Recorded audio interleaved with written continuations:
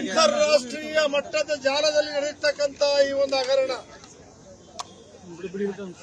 ಹಗರಣದ ಬಗ್ಗೆ ಚೆನ್ನೈನ ಒಂದು ಕಂಪನಿಯಲ್ಲಿ 3 ಕೋಟಿ ರೂಪಾಯಿ ಕೊಟ್ಟು ಪೆನ್ ಡ್ರೈವ್ ಅನ್ನ ಪರ್ಚೇಸ್ ಮಾಡಿ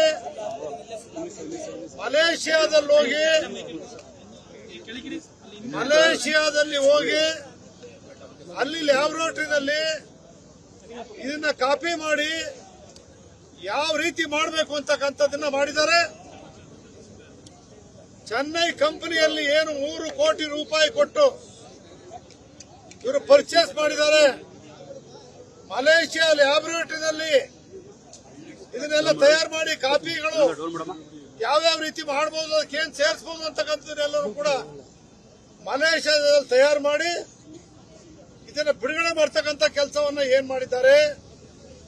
ದಿನನಿತ್ಯ ದೇವರಾಜೇಗೌಡರ ಒಂದು ಹೇಳಿಕೆ ಬಂದ ನಂತರ ಪ್ರತಿನಿತ್ಯ ನಿಮ್ಮ ಮಾಧ್ಯಮದಲ್ಲಿ ಬರ್ತಾ ಇದೆ.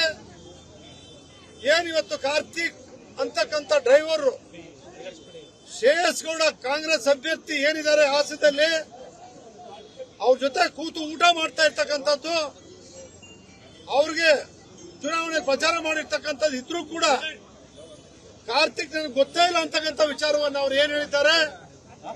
ಇದೆಲ್ಲವನ್ನು ಕೂಡ ಎಸ್ಐಟಿಯಿಂದ ತನಿಖೆ ಮಾಡಲಿಕ್ಕೆ ಸಾಧ್ಯ ಇಲ್ಲ. ಕರ್ನಾಟಕ ಪೊಲೀಸರು ಹೋಗಿ ಮಲೇಷಿಯಾದಲ್ಲಿ ಮಾಡಲಿಕ್ಕಾಗೋದಿಲ್ಲ. ಕರ್ನಾಟಕ ಪೊಲೀಸರು ಎಸ್ಐಟಿ ಅವರು ಹೋಗಿ ಚೆನ್ನೈನಲ್ಲಿ ತನಿಖೆ ಮಾಡಲಿಕ್ಕಾಗೋದಿಲ್ಲ. ಇದಕ್ಕೋಸ್ಕರ ಸಿಬಿಐ ತನಿಖೆ ಒಂದೇ ಇದಕ್ಕೆ ಮಾರ್ಗ. ಕರ್ನಾಟಕ ಸರ್ಕಾರ ಕೂಡಲೇ ಇದನ್ನ ಸಿಬಿಐಗೆ ಒಪ್ಪಿಸಬೇಕು ಅಂತಕ್ಕಂಥ ಎಸ್ಎಸ್ ಟಿವಿ ಸಿನಿಮಾ ಜಗತ್ತಿನ ಕ್ಷಣ ಕ್ಷಣದ ಸುದ್ದಿಯೊಂದಿಗೆ